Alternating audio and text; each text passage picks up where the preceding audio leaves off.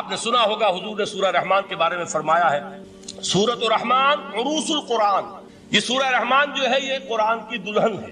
جیسے دلہن کو آپ خوشنما لباس پہناتے ہیں، آراستہ پیراستہ اس کو گہنے اور اس کو زیور پہناتے ہیں، تو جس طریقے سے سجاتے ہیں آپ دلہن کو، اللہ تعالیٰ نے ایک سورت قرآن مجید میں یہ ایسی رکھی ہے سورہ رحمان کی، اسے خوب سجایا ہے. اس میں الفاظ کا در و بست، اس کا اپنا ایک ڈیوائن میوزک ہے. وہ تو اللہ تعالیٰ قراء جو ہے خاص طور پر مصر کے قراء، اللہ تعالیٰ ان پر رحمت نازل فرمائے، ان کی خطاؤں سے درگزر کرے. جس طرح قرآن کے انٹرنسک میوزک کو انہوں نے واضح کیا ہے. واقعہ یہ ہے کہ اگر یہ لوگ نہ ہوتے، شیخ عبد الباسط محمد عبد الصمد، شیخ محمود خلیل الحسنی، یہ لوگ کہ جنہوں نے قرآن کے اس غنا میوزک، یہ لفظ جو ہے آپ حیران نہ ہو کہ میں یہ کوئی شاید توہین کر رہا ہوں قرآن کی، حضور نے یہ لفظ استعمال کیا ہے. تغنو، اس قرآن کو اچھی سے اچھی خوشلحانی کے ساتھ پڑھو. من لم یتغن بالقرآن فلیس منا، جو قرآن کو بہتر سے بہتر انداز میں، اچھی سے اچھی آواز میں، خوشلحانی کے ساتھ پڑھنے کی کوشش نہیں کرتا، وہ ہم میں سے نہیں. بلکہ ایک مرتبہ حضور رات کے وقت آپ گشت پر تھے اپنے ساتھیوں کے حالات معلوم کرنے کے لیے. حضرت ابو موسیٰ اشعری رضی اللہ تعالیٰ عنہ ایک صحابی ہیں، ان کے گھر کے پاس سے گزر ہوا، وہ رات کو تہجد پڑھ رہے تھے، کھڑے ہوئے کیف کے عالم میں قرآن تلاوت کر رہے ہیں. حضور کو بہت پسند آئی ان کی قرات، کافی دیر تک وہاں کھڑے سنتے رہے. اب انہیں کیا پتا کون سن رہا ہے. بالکل اسی طرح سمجھ لیجئے ایک بات یاد آئی ہے، حضور فرماتے ہیں کہ جس طرح کان لگا کر اللہ قرآن کو سنتا ہے کسی چیز کو نہیں سنتا. ہمیں نظر نہیں آتا نا، ہمیں معلوم نہیں ہے، ہم قرآن پڑھ رہے ہیں تو سننے والا کون ہے؟ سب سے زیادہ کان لگا کر خود اللہ. یہاں اس لیے مجھے یاد آیا کہ ابو موسیٰ اشعری کو کیا پتا تھا کہ کون سن رہا ہے. وہ اپنی کیفیت میں نماز میں تہجد میں قرآن کی تلاوت کر رہے تھے، اور ظاہر بات ہے ان کے گھر ایکڑوں میں بنے ہوئے نہیں تھے، ایک ایک کمرہ، ایک ایک کوئی حجرہ، ایسے تو گھر تھے نا صحابہ کے. لہذا حضور پاس سے گزرے، آواز آئی، کافی دیر سنتے رہے. اس کے بعد آپ تشریف لے گئے، صبح فجر میں ملاقات ہوئی تو حضور نے تحسین کے انداز میں فرمایا یا ابا موسیٰ انک قد اوتیت مزمارا من مزامیر آل داؤد.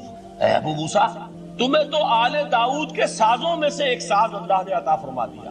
جس طرح حضرت داؤد لہن داؤدی مشہور ہے کہ جب وہ پچھلے پہر رات کو حمد کے ترانے الاپتے تھے، قرآن میں ہے کہ پرندے شامل ہو جاتے تھے ساتھ، اور پہاڑ وجد میں آتے تھے، پہاڑ بھی ان کے ساتھ شریک ہوتے تھے. تو جس طرح کا اللہ نے ان کو لہن عطا فرمایا تھا، حضور نے تحسین کے انداز میں فرمایا ہے ابو موسیٰ اشعری، اللہ نے تمہیں بھی آل داؤد کے سازوں میں سے ایک ساز عطا فرمایا. بہرحال قرآن مجید کا جو یہ میوزک ہے، قرآن کے الفاظ کا جو حسن ہے، جہاں تک حسن معنوی ہے وہ تو ہر لفظ میں ہے، لیکن یہ حسن ظاہری، حسن صوتی، حسن لفظی، یہ اپنے کلائمیکس پر آپ کو نظر آئے گا سورہ رحمان. لیکن قرآن میں یہ سورت اس اعتبار سے بھی ممتاز ہے، اس کی 4 آیات پر ذرا توجہ کریں گے، عجیب حقائق سامنے آئیں گے. جہاں یہ قرآن مجید کے حسن صوت اور حسن لفظی کی معراج ہے، وہیں اس کی پہلی 4 آیات میں 4 چوٹی کی چیزوں کا ذکر ہے، سب سے اونچی چیز ہے. پہلی آیت کیا ہے؟ الرحمن. ایک آیت ہو گئی. رحمان کیا ہے؟ اللہ کا نام ہے. کبھی آپ نے غور کیا اللہ کے ناموں میں سب سے پیارا نام کون سا ہوگا؟ رحمان. کیوں؟ اس کا مادہ کیا ہے؟ رحمت. ہمیں سب سے بڑھ کر جس چیز کی ضرورت ہے وہ کیا ہے؟ رحمت خداوندی. نام اچھی طرح سن لیجئے اس حضور کے قول کو.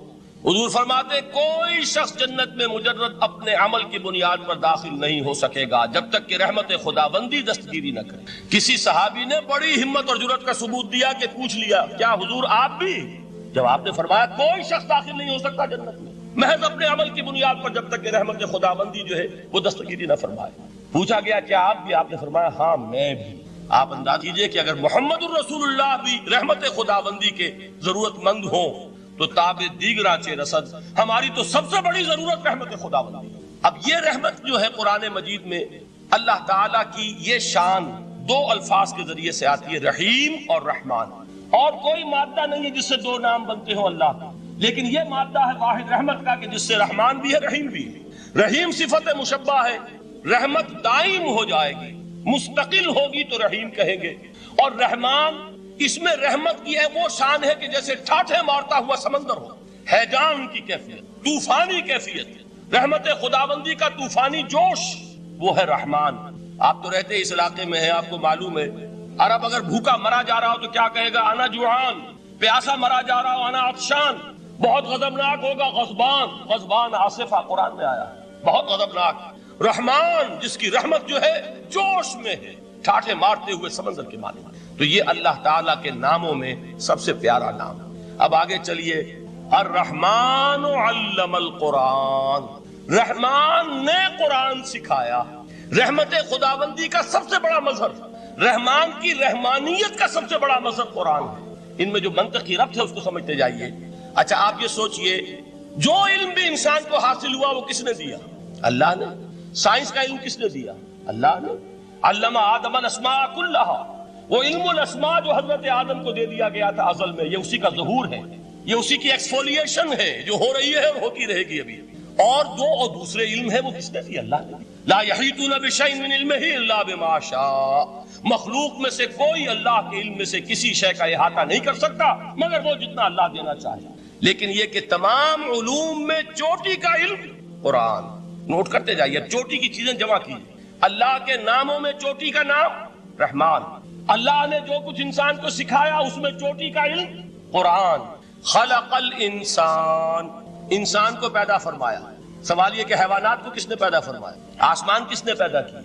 زمین کس نے پیدا کی؟ فرشتے کس نے پیدا کی؟ کیا مطلب خلق الانسان؟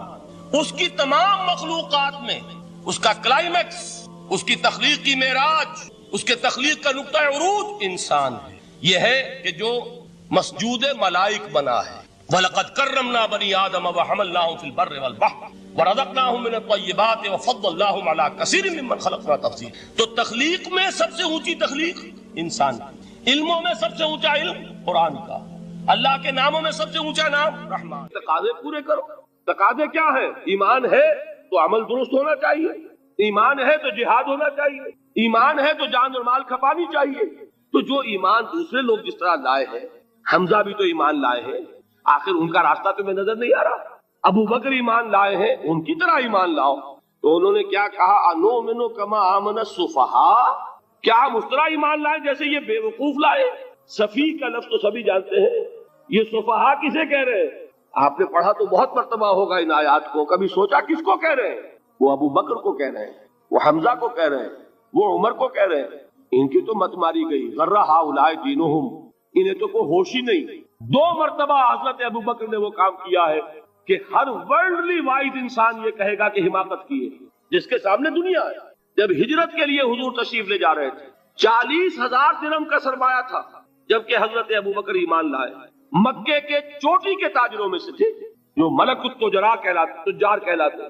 لیکن اب وہ روپیہ کہاں خرچ ہوا؟ بلال کو خریدا، روپیہ دے کے خریدا یا ویسے ہی خرید لیا؟ آزاد کر دیا. ابو فقی کو خریدا، آزاد کر دیا. 6 ہیں غلام اور کنیزیں محمد الرسول اللہ پر ایمان لانے والے جن کو ابو بکر نے اپنے پیسے سے خریدا اور آزاد کیا. یہ روپیہ تو پگھل رہا ہے نا.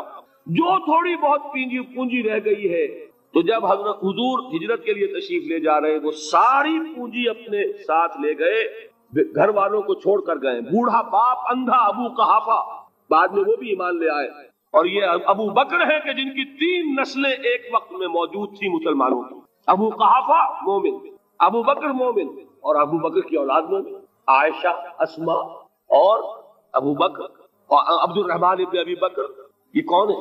تو 3 نسلیں جس کی بیک وقت رہی ہیں ایمان میں، وہ شاذ لوگ ہیں، ان میں ابو بکر. لیکن یہ کہ اس وقت تک ابو قحافہ ایمان نہیں لائے تھے، والد نابینا تھے. تو والد ہے، بیٹیاں ہیں، حضرت عائشہ، حضرت اسماء، حضرت رضی اللہ تعالیٰ عنہما، بیوی ہے. کچھ نہیں چھوڑ کے گئے، ایک پیسہ. جب باپ کو معلوم ہوا بیٹا چلا گیا محمد کے ساتھ صلی اللہ علیہ وسلم، شخص غصے میں ہے، پیٹ و تاب میں ہے. اب ہمارا کون والی وارث ہوگا؟ کون ہے ہماری خبر گیری کرنے والا؟ بیٹیوں سے پوتیوں سے اپنے پوچھتے کچھ چھوڑ کے بھی گیا کہ نہیں؟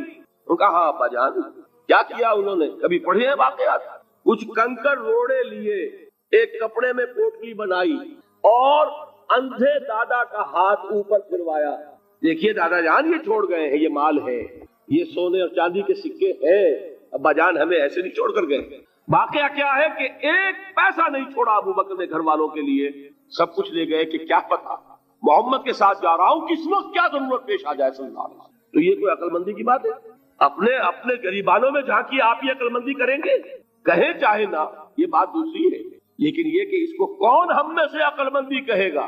اسی طریقے سے جب غزوہ تبوک کا وقت آیا، وہ واقعہ تو بہت مشہور ہے.